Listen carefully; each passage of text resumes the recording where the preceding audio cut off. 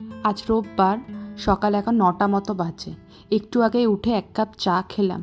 কাল রাত্রে একটা মুভি দেখছিলাম, ছোটে মিয়াঁ বড়ে মিয়াঁ। সেটা দেখতে দেখতে খানিকটা লেট হয়ে গেছিলো শুতে, তো আজকে একটু দেরি করেই উঠলাম। জেনারেলি উইকেন্ডে আমরা একটু দেরি করেই উঠি। তো আজকে সোমেশ বলল জলখাবার বিশেষ কিছু করার দরকার নেই। কালকে রাত্রে ডিনারটা একটু হেভি হয়ে গেছিলো, তাই আজকে ব্রেকফাস্টটা স্কিপ করে একেবারে লাঞ্চ করব। ছেলে উঠুক, ছেলেকে হয় দুধ কর্নফ্লেক্স কিংবা একটু ব্রেড বাটার কিছু একটা করে দেবো। রান্নাঘরের কিচেন টপটা ক্লিন করতে করতে হঠাৎ কর্নফ্লেক্সের কৌটোগুলোর ওপর নজর গেল। দেখলাম কর্নফ্লেক্স শেক্স কৌটোগুলো খালি। ভাবলাম ঢেলে নিই, কেন সোমবার, কাল থেকে তো আবার স্কুল যাওয়ার সময় আবার ঢালাঢালি করতে গেলে অনেকটা সময় লাগবে সকালবেলা। এখন রেডি করে রাখলে কালকে একটু সুবিধা হবে। আজকে ইচ্ছে আছে রান্নাতে দুপুরবেলা 2-3টে পদ একটু বেশি করে রান্না করব, কারণ সামনেই জামাই ষষ্ঠী গেল। মা যখনই ফোন করে শুধু বলে সোমেশকে কিছু ভালো মন্দ করে খাইয়ে দে, এই সপ্তাহে একদিন সময় করে। ওকে তো আগে থেকে জানালে শুধু বলবে না না। মনে মনে ভেবে রেখেছে, এখনও পর্যন্ত সোমকে কিছু জানায়নি। যাই, ছেলেকে আগে উঠিয়ে আসি, তারপর আপনাদের সাথে দেখা হচ্ছে। অরিয় বাবু, ওঠ সোনা, ঢাকা খুলে দিলাম, ওঠ ওঠ ওঠ ওঠ। তুই তো উঠে গেছিস, জেগে জেগে শুয়ে আছিস তখন থেকে, ওঠ। না কি, আমি তো জানি তুই জেগে জেগে শুয়ে আছিস। উঠে যা উঠে যা উঠে যা উঠে যা উঠে যা। আজকে কি বানাচ্ছি জানিস তোর জন্য? পলুয়া বানাচ্ছি, খাবি পলুয়া? পোলাও মানে পোলাও? হ্যাঁ। আমি ছোটবেলাতে বলতাম, এখন বলি না। তো ছোটবেলায় বলতিস তো পোলাওটাকে পলুয়া। তো তখন তো তা এখন কি বড় হয়ে গেছিস? এখন তো ছোটই। তখন তো ভালো করে বলতে পারতাম না, এখন তো বলতে পারি। আচ্ছা ঠিক আছে, এখন আর পলুয়া বলিস না, ঠিক আছে। পোলাও খাবি তো? খাবো। আর কি আছে ওর সঙ্গে? আর কি, ঠিক আছে রান্নাটা করি তারপর দেখবি কি আছে। মাটন চিকেন কি ওটা? আচ্ছা ঠিক আছে, দেখছি কি করা যায়, এখন আমি কিছু জানি না কি রান্না হবে। এবার বল, আজকে কোনো কারোর ম্যাচ আছে নাকি? না, ইন্ডিয়া আর কোনো ম্যাচ নেই, কিন্তু একটা অস্ট্রেলিয়া আর স্কটল্যান্ড আছে, আর পাকিস্তান আয়ারল্যান্ড একটা আছে। হ্যাঁ, ওই দুটো আছে মাত্র। পাকিস্তান আয়ারল্যান্ড? আয়ারল্যান্ড টিমটা নতুন না? ও কত নতুন না, মানে 10 বছর আগেও খেলেছে ওরা, কিন্তু ওরা বেশি খেলে না। বেশি খেলে না? বেশি খেলে না। আচ্ছা, কে জিতবে মনে হচ্ছে? আয়ারল্যান্ড পাকিস্তান ম্যাচটা তো মনে হয় আয়ারল্যান্ড জিততে পারে। আমি আয়ারল্যান্ড করবো, আর স্কটল্যান্ড অস্ট্রেলিয়াতে আমি বলবো অস্ট্রেলিয়া। সে সবাই জানে অস্ট্রেলিয়া। এবার ট্রফিটা কি অস্ট্রেলিয়া নিয়ে যাবে? মনে হয় ইন্ডিয়া নেবে না? ইন্ডিয়া, মানে আমি জানি, আমি এদিকে শিওর যে ইন্ডিয়া ফাইনালসে যাবে। ফাইনালতে যাবে এতটা শিওর? ইন্ডিয়া ফাইনাল বা সেমিফাইনাল চলে যাবে, কিন্তু তারপরে আর পারবে না, এরকমই সবসময় থাকে ইন্ডিয়া। ইন্ডিয়া ওই প্রথম প্রথম সুপার 8, ফাইনাল, সেমিফাইনাল পর্যন্ত যাবে, দিয়ে ফাইনালে গিয়ে খেলা। মাঝে মাঝে সেমিফাইনালে চলে যায় বা সেমিফাইনালে হেরে যায়। এখন থেকে ওই আগেরবার কেমন নাচানাচি করলো, কন্টিনিউয়াস 10টা ম্যাচ জিতে গেছে, জিতবে জিতবে। ওটা মানে 2003-তে অস্ট্রেলিয়া মানে পরপর 10টা ম্যাচ জিতেছে, আর ইন্ডিয়া 8টা ম্যাচ জিতেছে, 2টো হেরেছে। আর তার আর হ্যাঁ রে, 2003-তে তো জন্ম হয়েছিল, 2003-তে অস্ট্রেলিয়া ম্যাচ জিতেছে বলছিস পরপর 10টা। আমি সব জানি। সব জানি? সত্যি তুমি জানিস?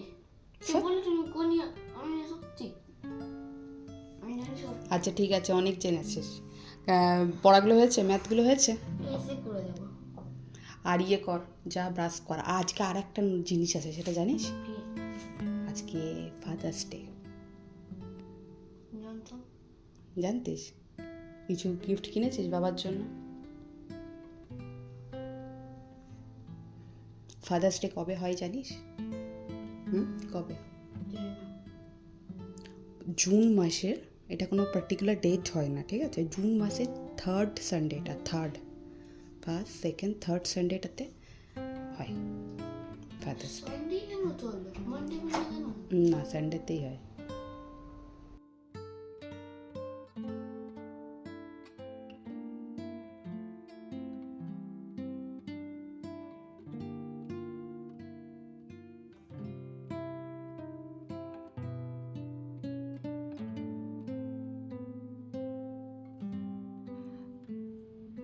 ছেলের আর্ট অ্যান্ড ক্রাফটের জন্য সিজার লাগবে, সেই জন্য কাল রাত্রিবেলা সোমেশ একটু হাই স্ট্রিট গিয়েছিল। আর হাই স্ট্রিট গেলেই সোমেশ একবার করে মাংসের দোকানে ঢু মেরে আসে যে পাঁঠার মাংস এসছে কিনা। অ্যাকচুয়ালি কি এখানে না ছাগলের মাংসটা খুব একটা পাওয়া যায় না, আর এখানে মাটন বলে যে মাংসটা বিক্রি হয় সেটা হলো এখানকার ল্যাম, মানে ভেড়ার মাংস। তো গোট মিটটা খুব রেয়ারলি আসে। তো কাল পাঁঠার মাংস অ্যাভেলেবেল ছিল দোকানটাতে, তো কাল রাত্রিবেলায় নিয়ে এসেছিলো। তো কাল রাতে মাটন কষা আর রুটি বানিয়েছিলাম। খানিকটা মাংস রয়ে গেছে, আজকে সবাইকার ওই 3 পিস করে হয়ে যাবে। আর সোম যেহেতু মাছটা পছন্দ করে তাই চিংড়ি মাছ আর ইলিশ মাছ করব। ছেলেকে জোর করে পড়তে বসিয়েছি, সানডে কিছুতেই পড়তে বসবে না, যে পড়তে না বসলে খেলতে যেতে দেবো না। ও একটু পরেই বাবার সাথে ওই 12টার দিকে একটু মাঠে যাবে, ওই 1টা-1:30টা পর্যন্ত খেলে তারপর আবার চলে আসে। তারপর এসে দুপুরের খাওয়া দাওয়া করে। প্রত্যেক সপ্তাহে এইটা রুটিন, সোমেশকে সপ্তাহে একদিন করে নিয়ে যেতেই হবে। Hello, welcome to my channel. আমি শিল্পা, বিলেতে বাঙালিতে তোমাদের সবাইকে জানাই স্বাগত। একটু আগে বিছানাটা পরিষ্কার করে গেছি, আর এখন অবস্থা দেখুন, মনে হচ্ছে না বিছানার মধ্যে কেউ যুদ্ধ করেছে।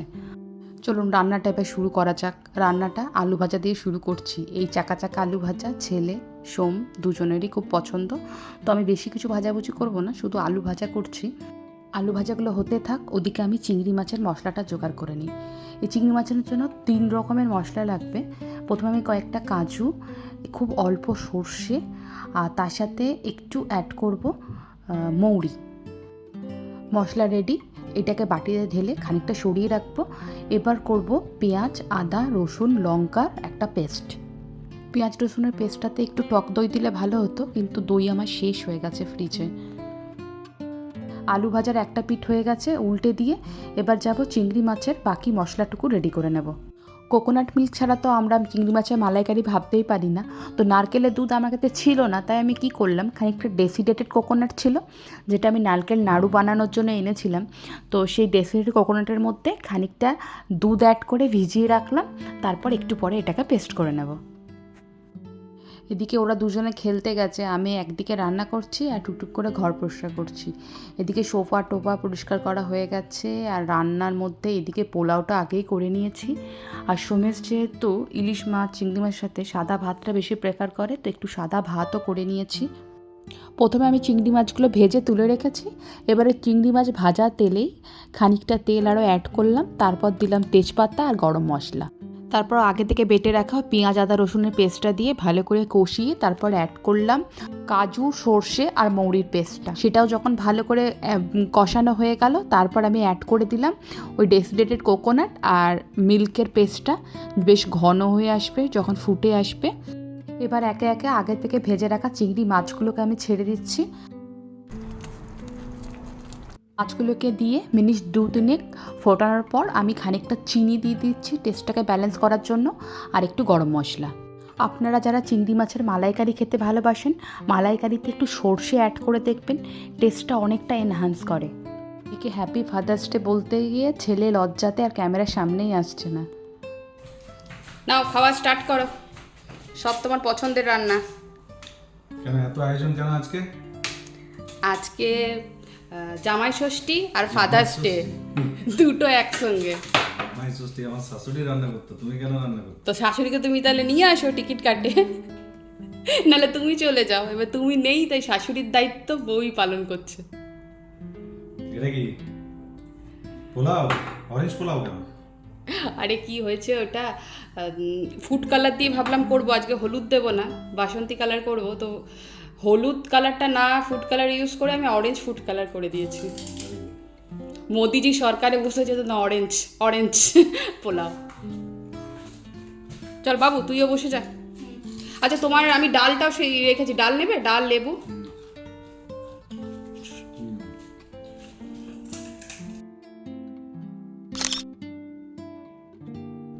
আজকের ভিডিওটা তাহলে এখানে শেষ করি।